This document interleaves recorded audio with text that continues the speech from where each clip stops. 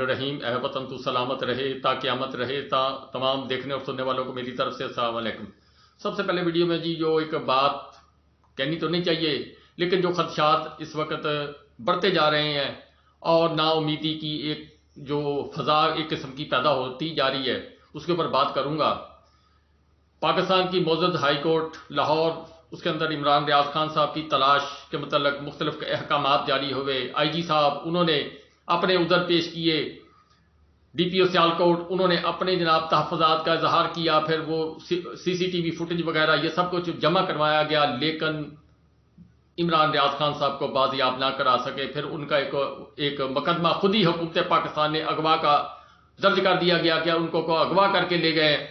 پھر معزز chief justice high court انہوں نے بڑے محبت پیار اور تحمل سے ان کے عمران ریاض خان صاحب کے والد صاحب کے آنسو، ان کے بچوں کے آنسو، ان کے بھائیوں کے آنسو، ان کے وائف کے آنسو دیکھتے ہوئے کیس کو آگے ٹائم دیتے گئے کہ کسی طریقے سے عمران ریاض خان صاحب ریکور ہو جائیں۔ ابھی بھی امید ہے، لیکن جو آج خبریں آئی ہیں ان کے متعلق، وائس آف امریکہ ایک نیوز پیپر ہے جی، اس کا ویلاگ بھی آتے ہیں، اس کا چینل بھی ہے، الیکٹرانک میڈیا پر بھی وہ بڑی ایک آواز ہے، دبنگ آواز ہے، وہاں پر ان کا وائس آف امریکہ کا اردو پروگرام بھی آتے ہیں۔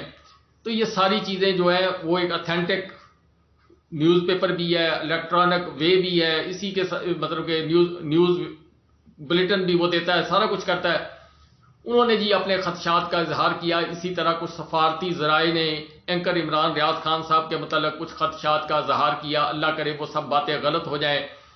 اگر کسی کے پاس ہے، ہماری ان سے دست بدست ریکویسٹ ہی کی کر سکتے ہیں کہ غصہ جانے دے اور ان کو جس طرح بھی ہے ان کو ان کے بچوں کے حوالے، ان کے والدین کے حوالے، ان کے بھائیوں کے حوالے کیا جائے۔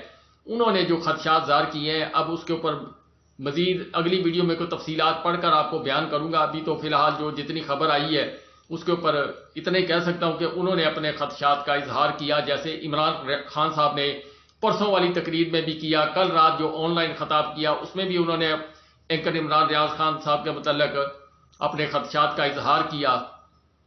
خدا نہ کرے کہ ہمیں کوئی ایسی خبر سننی پڑے، لیکن جو یہ جو ذرائع آ رہے ہیں، جو ذرائع بتا رہے ہیں، یہ ایسے ذرائع ہیں جی جو اتھینٹک سورسز ہوتے ہیں، ان کے پاس ان کی انٹیلیجنس زیادہ، ان کے سارے جو معاملات ہیں وہ زیادہ ہیں۔ بہرحال کہ اللہ سے دعا کرنی چاہیے، اللہ سب سے بڑا ہے، کہہ کچھ نہیں سکتے کیا حالات ہیں، کس طرف کو بات جائے گی، لیکن اب خدشات اور خدشات کے سائے لمبے ہونے لگ گئے ہیں۔ عمران ریاض خان صاحب کو لاپتہ ہوئے آج کتنے دن ہو گئے ہیں، ابھی تک لاپتہ ہیں جی۔ ارشد شریف کا سانحہ ابھی ہم بھولے نہیں، اللہ تعالیٰ ہمیں کوئی اور سانحے کی طرف نہ لے کے جائے۔ سمیع ابراہیم صاحب کے لیے دعا کریں، وہ بھی قید کے اندر ہیں، ان کی صحت بھی ٹھیک نہیں ہے، عمر کے حساب سے بلڈ پریشر بھی ہے، ہارٹ کا پرابلم بھی ان کو تھوڑا بہت ہے، اور پھر آگے مسائل زیادہ ہیں۔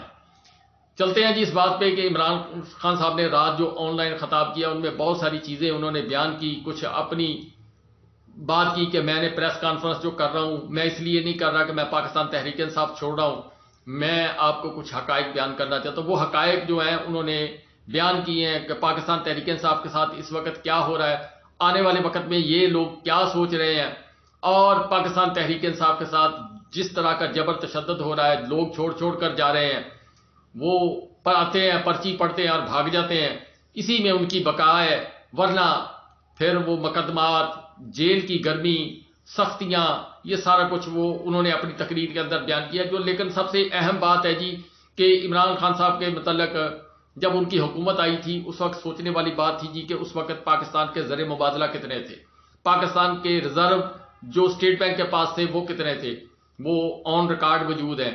جس وقت عمران خان صاحب کی حکومت گئی اس وقت پاکستان کے اسٹیٹ بینک کے اندر کتنے پیسے تھے، پاکستان کے فارن ریمیٹنسز کتنے تھے، 16.5 31 ارب۔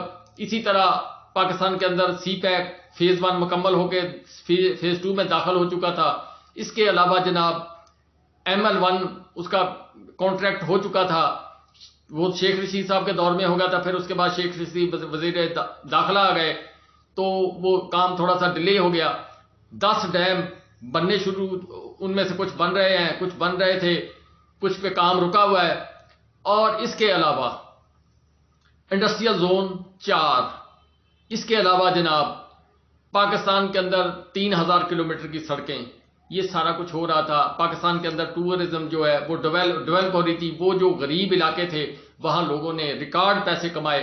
سب سے بڑی بات، پاکستان کا کسان 70% آبادی جو ہے اس کی 4 فصلیں بمپر کراپس ہوئیں. انہوں نے ریٹ لیا، گنے کا ریٹ لیا، گندم کا ریٹ لیا، میز کا ریٹ لیا، اسی طرح باقی سبزیات کا ریٹ اچھے ملے. کسان خوشحال ہوا، پھلوں کے ریٹ اچھے ملے. تھوڑا سا کورونا کی وجہ سے پاکستان کے اندر وہ سختی آئی. پیٹرول اس وقت کہاں پہ تھا، ڈیزل اس وقت کہاں پہ تھا. پاکستان کے اندر موبائل بن رہے تھے، کاریں بن رہی تھیں، پلانٹ لگ رہے تھے. مزید کاروں کے پلانٹ جو ہے وہ لگنے شروع ہو گئے تھے. موبائل پاکستان ایکسپورٹ کرنا شروع ہو گیا تھا. یہ ساری چیزیں اس نکمے دور میں 3 سال 8 ماہ کے دوران ہوئی. اس دوران 4 لانگ مارچ ہوئے. پہلا تھا حکومت ہم تسلیم نہیں کرتے، جو مولانا صاحب لے کے آئے تھے. پھر اس کے بعد جناب لانگ مارچ مہنگائی کے خلاف، کچھ اور مسائل کے خلاف ہوتے رہے. عمران خان صاحب ان کو ویلکم کرتے رہے. لیکن 25 مئی والا واقعہ عمران خان صاحب نے کسی کے ساتھ نہیں کیا. تحریک لبیک نے بھی اپنا حصہ ڈالا، ان کو بھی روکنے کی کوشش کی. ان کو پھر جس طرح کس طرح بھی ہے وہ روکا گیا. تمام علماء دین جو ہے وہ آئے. یہ سارا کچھ ہوتا رہا. لیکن پاکستان تحریک انصاف کی جو فیمیلز ہیں، جو کچھ ان کے ساتھ ہوا وہ چلو، جو کچھ باقی ہوا وہ ایک علیحدہ بات ہے. ایک صحافیوں کے ساتھ، اور دوسرا جناب جو عورت حوا کی بیٹی کے ساتھ جو کچھ کیا گیا، جو کچھ ہو رہا ہے. اور اس کے بعد علماء دین وہ ڈر کے مارے خاموش ہیں، مسلطن خاموش ہیں. جو پولیس کے اندر لوگ ہیں انہوں نے یہ کارروائی کی یا کچھ اور لوگوں نے کارروائی کروائی، یہ ساری ایک سوالیہ نشان ہے جی. اس کے متعلق ان کے گھر میں ماں، بیٹیاں، بہنیں سب کچھ ہیں. لیکن جو کچھ ان بچیوں کے ساتھ، ان عورتوں کے ساتھ، ان بزرگ ماؤں کے ساتھ کیا گیا، اس کے اوپر کوئی آواز، اتنی بلند آواز نہ اٹھا سکے. کیوں؟ اس وقت کوئی بھی آواز اٹھا نہیں سکتا. اٹھائے گا تو اٹھایا جائے گا جی. بس اپنی اپنی سوچ، اپنا اپنا ضمیر، اپنی اپنی بات ہے. کیا ہم کہہ سکتے ہیں جی؟ پاکستان کا معاشرہ اس وقت تباہی اور بربادی کی طرف جا رہا ہے. لیکن سب سے اہم بات جو ہے، عمران خان صاحب کی یہ جو رات والی سپیچ ہے اس میں انہوں نے کچھ انالیسز بیان کیے ہیں. وہ انالیسز اور آج کے دور کے انالیسز آپ خود کریں، آپ کو پتہ چلے کہ اس وقت پاکستان کے اندر پوزیشن کیا تھی، جس کو نکما ترین دور کہا جاتا ہے. اور آج کامیاب ترین دور جو ہے وہ کہاں پر پاکستان کو لے کر چلا گیا. پاکستان کے پاس ریزرو کتنے ہیں، پاکستان کے بینکوں کے اندر پیسے کتنے ہیں، پاکستان خارجہ محاذ پر کتنی کامیابیاں لے رہا ہے، پاکستان کو آنے والے دنوں کے اندر کیا مسائل ہو سکتے ہیں، اور پاکستان کے ان مسائل کے ساتھ پاکستان کی سلامتی پر کس قسم کے اثرات ہو سکتے ہیں. یہ ساری چیزیں بڑی اہم ہیں. آنکھیں بند کرنے سے اب بات نہیں چلے گی. اگر ہم کبوتر کی طرح آنکھیں بند کر لیں، سوال یہ پیدا ہوتا ہے جی کہ جو سوالات یہ عمران خان صاحب نے اٹھائے ہیں ان کو کوئی بھی شہری، کوئی بھی پاکستانی اس سے بچا ہوا نہیں ہے اور نہ اس سے آنکھیں چرا سکتا ہے. سوال یہ ہے جی کہ کہاں سے پیسہ آئے گا، کہاں سے ہم قسطیں دیں گے، کہاں ہماری ڈیل ہوئی ہے، اس کے بدلے میں ہمیں کیا کرنا پڑے گا. عمران خان صاحب نے تو یہ یہاں تک کہا کہ مجھے بتا دیا جائے، میں سیاست سے مائنس ہونے کے لیے اس لیے تیار ہوں کہ اگر میرے جانے سے پاکستان کی کوئی بہتری آ سکتی ہے تو میں اس پہ کمپرومائز کرنے کے لیے تیار ہوں. کیوں؟ دنیا کا پہیہ بھی چلتا ہے، گاڑی بھی چلتی ہے، ٹرین چلتی رہتی ہے، اس نے چلتے رہنا ہے. انسان اس میں سوار ہوتے رہتے، اترتے رہتے. کوئی زندگی کا ایک سفر ہے، اس میں کوئی سیاستدان کامیاب ہو گیا، کوئی ناکام ہو گیا. کچھ جناب پرانے سیاستدان ہیں جو پاکستان بننے سے لے کر ابھی تک پاکستان کے اندر سیاست کر رہے ہیں. ان سیاستدانوں کے متعلق وہ کامیاب سیاستدان ہیں جی، ان کی حکومت اتنی لمبی چوڑی ہے. تو یہ ساری چیزیں ہیں، یہ سب سوچ کر بیٹھ کر عمران خان صاحب نے یہ کہا جی کہ جب میں کوئی مذاکرات کی بات کرتا ہوں اسی دوران ہمارے اوپر جبر تشدد ہو جاتا ہے، ہمارے اوپر اٹیک ہو جاتا ہے. مذاکرات کی طرف جانے نہیں دیا جا رہا ہے، صورتحال پاکستان کی خراب ہے اور عام آدمی کے حالات بھی خراب ہو گئے ہیں۔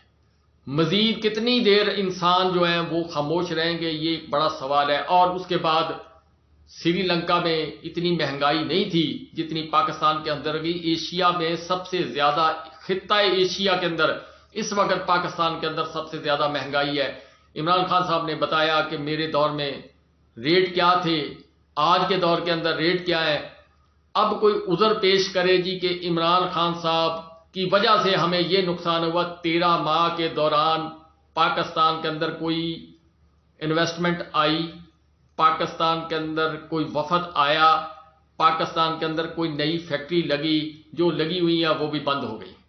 پاکستان کے کسان سے جا کر حالت پوچھیں، میرے جو سننے والے ان میں سے ہر آدمی تقریباً ذمہ دار ہے اور فارمر فیملی سے تعلق رکھتا ہے، اس کے آج کیا حالات ہیں، آج سے 13 ماہ پہلے کیا حالات تھے، یہ انالیسز اپنے گھر میں ہیں۔ جو سرکاری تنخواہ لے کر لوگ زندگی گزار رہے تھے، اس مہنگائی کے اندر ان کی تنخواہ میں ان کے ساتھ کیا ہو رہا ہے، یہ ایک بڑا سوال ہے۔ یہ سارے سوالات اکٹھے ہو کر ایک بہت بڑے طوفان کی طرف ہمیں لے کر جا رہے ہیں۔ کیا معلوم کل کس نے دیکھی کیا ہوگا، لیکن سوال یہ ہے کہ اس سارے گرداب میں سے کیا یہ لوگ نکال سکیں گے؟ کیا وہ لوگ نکال سکیں گے؟ کیا کوئی اور مفاہمت والی سرکار اس میں پاکستان کو نکال سکے گی؟ ہو سکتا ہے جی امریکہ بارش کر دے ڈالروں کی، اللہ کی رحمت ہو جائے۔ ہمیں تو عوام کا سکھ چاہیے، عوام کی خوشحالی چاہیے، پاکستان کی خوشحالی چاہیے، جو دے گا عوام اس کے ساتھ۔ اور اس کے علاوہ بہت سے سوالات سینے کے اندر ہیں لیکن بیان نہیں کر سکتے۔ خود جناب انالیسس کریں، جو عمران خان صاحب نے بتایا، جو آج کے ریٹ ہیں ان کو کمپیریزن کریں، آنے والے وقت کے حالات جس طرف ہیں اس کو اپنے ذہن کے اندر مد نظر رکھتے ہوئے کہ اگر ہماری دکانیں بند ہو چکی، فیکٹریاں بند ہو چکی، تمام معاملات خراب ہو گئے، ڈالر بے قابو ہو گیا، صنعت کار جو ہے بڑے بڑے وہ اپنا پیسہ لے کر باہر جا رہے ہیں، جو ٹیکنیکل لوگ ہیں، جو ٹیکنیکل سکل رکھنے والے لوگ ہیں، ڈاکٹر ہیں، انجینئر ہیں اور بہت سے لوگ ہیں، وہ اب اس چکر میں لگ گئے ہیں کہ خدا را کسی طرح ہمیں کوئی ویزا مل جائے، ہم بیرون ملک چل جائیں، اپنے ماں باپ اپنے بچوں کے لیے کچھ نہ کچھ کما سکیں۔ 9.5 لاکھ لوگ جا چکے ہیں۔ کیا اب ہم افغانستان میں جا کے رہنا پسند کریں گے؟ وہاں کا جو 40 سال جنگ لڑنے کے بعد اس کا افغانی ہم سے زیادہ سٹرونگ۔ کل ایک تجزیہ پیش کیا جا رہا تھا، رانا عظیم صاحب نے پیش کیا تھا، پورے ایشیا کے اندر، اس خطے کے اندر سب سے لو کرنسی اس وقت پاکستان کی ہے۔ پاکستان کو کوئی ملک امداد نہیں کر رہا۔ اب اس کے اوپر آپ جتنی مرضی باتیں کر لیں، آپ جتنی مرضی ترجیحات پیش کر لیں، آنے والے وقت کے اندر کتنا ٹائم لگے گا، کس طرح سروائیو کیا جائے گا، یہ بہت سارے سوالات ہیں۔ میں زیادہ ٹائم نہیں لیتا، پھر لمبا ہو جائے گا کام۔ آپ خود اس ساری باتوں کو جو عمران خان صاحب نے بتائی ہیں ان کو سنیں، آج کے حالات کے اوپر اپنے دماغ کے اندر سوچنے کے بعد آپ فیصلہ کریں کہ ہم کس طرف جا رہے ہیں۔ اللہ حافظ۔ دیکھ لیں کہ جب ایک آدمی نے بند کمرے میں فیصلہ کیا کہ جناب عمران خان بہت ملک کے لیے تباہی کر رہا ہے اور میں اس کو بدل رہا ہے، اور اس نے جب گورنمنٹ گرائی تو ذرا صرف میں اب آپ کو اس حکومت کی اعداد و شمار، ہمارے پاس جو فورن ایکسچینج ریزروز تھے، یاد رکھیں روپیہ مضبوط رہتا ہے جب آپ کے ریزروز اوپر ہو، 16.2 ارب ڈالر، آج وہ ہیں 4.5 ارب ڈالر، منفی 72% ہمارا فورن ایکسچینج گرا، ایکسپورٹس 13% گری ہے، ریمیٹنسز جو باہر سے پاکستانی ڈالر بھیجتے تھے وہ 13% گرے۔ یاد رکھیں یہ ہر سال ہمارے بڑھتے جا رہے تھے، ہر سال پچھلے سال سے زیادہ ہوتی تھی ہماری ایکسپورٹس بھی، ریمیٹنسز بھی، ڈالر زیادہ آ رہا تھا۔ اب جب سے یہ آئے ہیں 13% دونوں نیچے چلے گئی ہے بجائے اوپر جانے کے۔ اس کا مطلب ڈالر کم آ رہے ہیں پاکستان میں، قرضے بڑھتے جا رہے ہیں، डॉलर कम आ रहा है और हमने किस पे नहीं देनी। टेक्सटाइल एक्सपोर्ट जो हमारी सबसे बड़ी एक्सपोर्ट है, मनफी 14% गिर चुकी है। इंटरेस्ट रेट, अब बिजनेस काम कौन करेगा? हम जब थे 9.8 था, आज 21% है हमारा सूद। हमारा जो एक्सचेंज रेट है ऑफिशियल 180 कर लें, हमारा था जब हम गए 180 रुपए डॉलर था, आज 287 रुपए डॉलर ऑफिशियल रेट है और 308 पे पहुंच गया है ओपन मार्केट में। महंगाई के ऊपर बड़ा शोर मचा था। 12.7% थी हमारी कंज्यूमर प्राइस इंडेक्स। महंगाई की दो होती हैं किस्में, एक जिसको कहते हैं कंज्यूमर प्राइस इंडेक्स जो सीपीआई होती है, वो 12.7 थी, आज 36.4% है। पाकिस्तान की तारीख की सबसे बड़ी महंगाई। लेकिन उससे ज्यादा खतरनाक जो सेंसिटिव प्राइस इंडेक्स है वो 14.2 हमारे दौर में थी, आज वो पाकिस्तान में 42.1% है। पेट्रोल, याद रखें हमारे दौर में पेट्रोल 110 से 115 लीटर, 110 से 115 डॉलर पे बैरल गई थी, आज वो 70-80 के बीच में है। यानी उधर से आके हमारे दौर में 150 रुपए लीटर पेट्रोल था, 145 रुपए लीटर डीजल था, आज डीजल पहुंच गया 260 रुपए और पेट्रोल पहुंच गया 270 रुपए। जब पेट्रोल मार्केट में नीचे, इंटरनेशनल तेल नीचे चला गया, तो ये आप जरा देखें तकरीबन 100 रुपए ऊपर गया। आटा जो हर आदमी को इफेक्ट करता है, हमारे दौर में 55 रुपए था केजी, आज वो पहुंच गया 136 रुपए केजी। 130% का इजाफा हुआ इसमें और ये आम आदमी को सबसे ज्यादा तकलीफ दे रही है।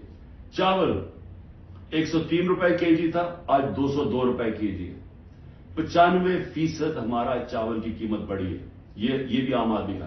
घी, इंटरनेशनल मार्केट में जो पाम ऑयल हम इंपोर्ट करते हैं वो आधा हो गया है। आज हमारे दौर में 468 रुपए केजी था, आज 603 रुपए केजी है, जबकि आधा हो गया इंटरनेशनल मार्केट में। और दूध 117 रुपए लीटर था, आज 170 रुपए लीटर। मैं और भी आपको बता दूं कि जिससे आपकी दौलत में इजाफा होता है, हमारी जो ग्रोथ रेट थी, यानी जिस रेट पे हमारी दौलत में इजाफा हो रहा था, जिसको जीडीपी कहते हैं, जीडीपी में इजाफा, वो 6.1% थी, आज वो चली गई है मनफी 0.2%, 0.2% पे चली गई। इंडस्ट्रीज, हमारी ओवरऑल इंडस्ट्री 6.8% पे बढ़ रही थी, आज वो -2.9% पे चली गई। यानी जिससे आपके मुल्क में दौलत बनती है, जिससे आप टैक्सेस बढ़ते हैं, जिससे आप रोजगार देते हैं, वो इंडस्ट्री जो ज्यादातर इंडस्ट्रीज वो -2.9 पे पहुंच गई हैं। और जो लार्ज स्केल मैन्युफैक्चरिंग है, जिससे सबसे ज्यादा दौलत में इजाफा होता है, वो हमारे दौर में 11.9% पे बढ़ रही थी, वो आज -7.9% पे चली गई, तकरीबन 8% मनफी पे चली गई। जो कंस्ट्रक्शन है, जिससे सबसे ज्यादा नौकरियां मिलती हैं, वो 1.9% पे बढ़ रहा था हमारे दौर पे, आज वो -5.5% पे चली गई। और फिर कॉटन, क्योंकि हमारा सबसे ज्यादा जो कपड़ा बनाते हैं हम, उससे हमारा इजाफा भी होता है, नौकरियां भी मिलती हैं, एक्सपोर्ट्स भी बढ़ती हैं, वो 9.2% पे बढ़ रही थी, आज वो -23% पे पहुंच गई है, यानी कि बंद हो रही है इंडस्ट्री। मैं ये आपको ये सिर्फ फिगर इसलिए दे रहा हूं, और जो भी हमारे इस मुल्क में फैसले कर रहे हैं, मैं इसलिए आपको कह रहा हूं कि ये मुल्क तबाही की तरफ जा रहा है। इनके पास कोई रोड मैप नहीं है। जितना जितना टाइम दे रहे हैं, ये मुल्क नीचे जाता जा रहा है। जिन लोगों के पास डॉलर्स में बाहर पैसे नहीं रखे हुए, उन सब के लिए तबाही आई हुई है। सारा तनख्वाहदार तबका आज तकलीफ में है। जिसके पास सैलरीज हैं, उनका अगर 100 रुपया साल पहले अगर 100 रुपया चीजें खरीदा था, वो 50 रुपए रह गए। तो ये तो एक अजाब आने वाला है। और अभी ये जो रुपया गिर रहा है, کیونکہ ان کے پاس جب آپ کیسے آپ نے قرضے دینے آپ اگلے مہینے قرضوں کی قسط دے رہی ہیں، جب آپ کی دولت میں اضافہ نہیں ہو رہا، جب ڈالر نہیں بڑھ رہا ہے، جب آپ کی انڈسٹری بند ہو رہی ہے، جب آج کسانوں کے پاس وہ پیسہ ہی نہیں رہا کیونکہ وہ اتنی مہنگائی ہو گئی ہے کہ اس کے پاس پیسہ نہیں بچتا اپنی زمین پر لگانے کے لیے، تو وہ اس کی ظاہر ہے اس کی پیداوار گرنی شروع ہو جائے گی. تو ہم نے کدھر سے قرضے واپس کرنے؟ ہم آج پاکستان میں ہمیں یہ سمجھنا چاہیے کہ ہم اگر اس وقت اس کو ہم ٹھیک نہیں کرتے یہ سب کے ہاتھ سے نکلنے والی ہے. دیکھیں معاشرہ کنٹرول سے باہر بھی نکل جاتا ہے. سری لنکا میں اس سے کم حالات تھے جبکہ لوگ سڑکوں کے اوپر آ گئے. ابھی تک لوگ سڑکوں پہ کیوں نہیں آ رہے؟ کیونکہ انہوں نے الیکشن کی امید لگائی ہوئی ہے کہ ہم جو ہمارے سے ہوا ہے وہ اندر گھروں میں بیٹھ کے تپے ہوئے ہیں کہ جب الیکشن آئے گا تو ہم ان کو سبق سکھائیں گے. تو یہاں تو الیکشن کروانے کا کوئی پلان ہی نہیں ہے. یہاں تو الیکشن کا تب پلان ہے جب عمران خان کو کرش کیا جائے گا، اور وہ کرش کیا جا رہا ہے. یعنی یہ جو ہمارے اوپر جس طرح کا جبر ہو رہا ہے اور جس طرح کا یہ ظلم ہو رہا ہے تو یہ تو کبھی ہوا ہی نہیں ہے پاکستان میں کسی پارٹی سے. اور یہ اس کے پیچھے یہ سوچ ہے کہ جب یہ کرش ہو جائے گی پارٹی تب ہم الیکشن کروا دیں گے. دیکھیے کیونکہ میں بڑا ہوں، میں نے ایسٹ پاکستان مجھے یاد ہے. میں بار بار لوگوں کو بتاتا ہوں کہ آخری فلائٹ میری آئی تھی ڈھاکہ سے، میں انڈر 19 کا میچ کھیلنے گیا تھا. اس کے بعد آپریشن شروع ہو گیا تھا اپریل 71 میں. دیکھیں ہوا کیا تھا اس پاکستان میں، اس پھر سے یاد رکھیں، تاریخ سے سیکھنا چاہیے. ذوالفقار علی بھٹو نے 81 سیٹیں جیتی پاکستان میں 138 میں سے، اور کہا تھا ذوالفقار علی بھٹو کا انقلاب آ گیا تھا، اور واقعی انقلاب تھا، روٹی کپڑا مکان کا انقلاب آیا تھا. لیکن 138 میں سے ذوالفقار علی بھٹو نے 81 سیٹیں جیتی، اور اس نے جو نعرہ تھا کہ میں پہلی دفعہ عوام کا نام لیا. پہلے تو عوام کا نام ہمیں پتہ نہیں عوام کیا ہوتی ہے، کیونکہ پہلے تو اور قسم کی سیاست تھی.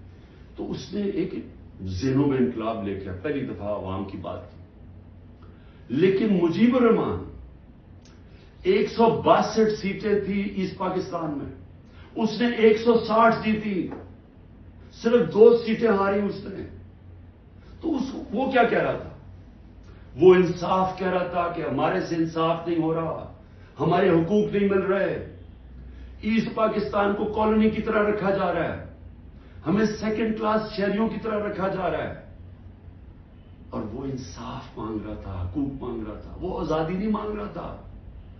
جب ہم نے آپریشن شروع کیا تو وہ پھر حقوق سے آزادی کی طرف چلا گیا. وہ بات کرنے کے لیے بھی تیار تھا. اور مجھے ابھی بھی یاد ہے جب ہمارا ملک ٹوٹا تھا، میں انگلینڈ میں تھا، پڑھ رہا تھا، تو جو دھچکا ہم سب کو لگا تھا، یعنی ہم ہل کے رہ گئے تھے. پھر لوگوں نے اپنے دل بلائے، نہیں جی اس پاکستان تو بڑا غریب ملک تھا، ہمارے اوپر بوجھ تھا، وہاں سائیکلون آتا تھا تو ہمیں ان کو پیسے دینے پڑتے تھے، اس طرح کی باتیں کی. آج بنگلہ دیش ہمارے سے آگے نکل گیا ہے. اور میں آج آپ کو یہ بتا دوں کہ یہ جو ایسٹ پاکستان سے سبق سیکھنا ہے وہ یہ کہ جب ایک قوم آزادی کا فیصلہ کر لے اور اپنے حقوق کے لیے، حقوق کا ہوتا کیا ہے؟ آپ کو انصاف ملتا ہے، انصاف آپ کو حقوق دیتے ہیں، حقوق آپ کو طاقتور سے کمزور کی تحفظ دیتا ہے. جب تحفظ ملتا ہے وہ آزاد ہو جاتا ہے، اس کو لیول پلئنگ فیلڈ مل جاتی ہے، اس ملک میں خوشحالی آ جاتی ہے. کیونکہ وہ پھر زیادہ تر بڑی بزنسز تو نہیں ہیں پاکستان میں، جو میں بتا رہا ہوں اوورسیز پاکستانی کیوں نہیں آتا، وہ زیادہ تر چھوٹی بزنسز ہیں.